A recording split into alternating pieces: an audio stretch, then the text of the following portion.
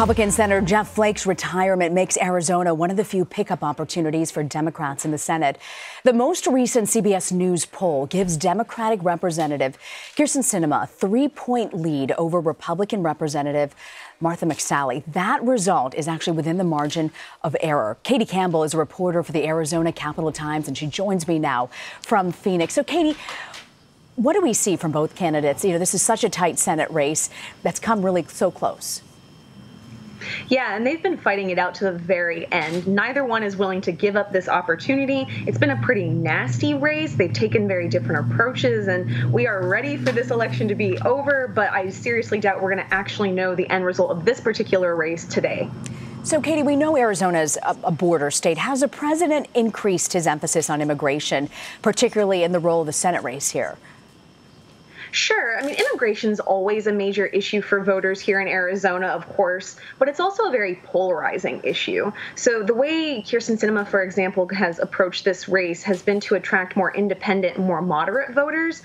And really, when you come to a polarizing issue like immigration, that might ultimately be the better approach, to go more moderate. Otherwise, you risk the possibility of losing those individuals who are maybe not so pleased with how the president has approached that issue. So we've seen reports today. There have been some issues at several polling stations, also in Maricopa County. It's Arizona's most populous county. What have you heard? Do you think this could factor into the state's most hotly contested races?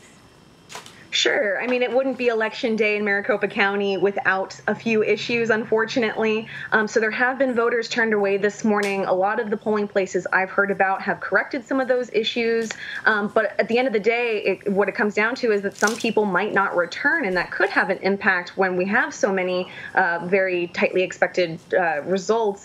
I saw one particularly unique issue last night. A polling place in Chandler was set up, but the owner of the building that was being foreclosed on locked the doors, and they were having trouble getting into that building early this morning.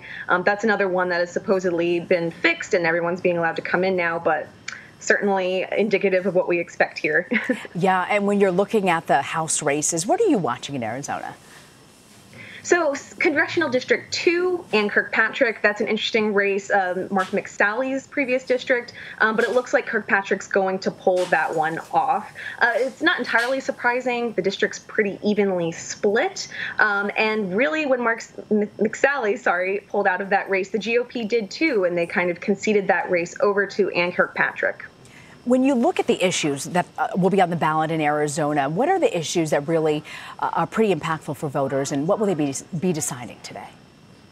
I mean, it's a lot of the same issues that resonate across the country right now. Healthcare is a big one. Obviously, immigration, like I said before, is always a significant issue here in Arizona. And I think, I mean, this is a vote about President Trump. He's said so himself.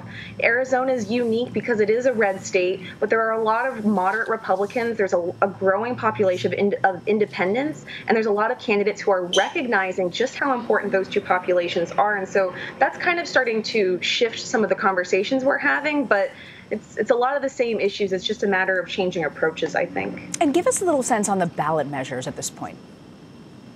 Well, there's Proposition 126, which would basically ban taxes on services, which is unique because there hasn't really been much of a proposal to do so. However, opponents to that bill say, you know, we need to have the broadest tax base we possibly can, and it seems that that side's going to win out. Prop 126 looks to be dead in the water. As for Proposition 127, heavily spent on, I think it is the most spent on ballot measure race in state history, more than $50 million pumped into either side just in the middle of October, that number comes from. So it looks like that's going to die as well. It's just not certain that Arizona is ready for something like this.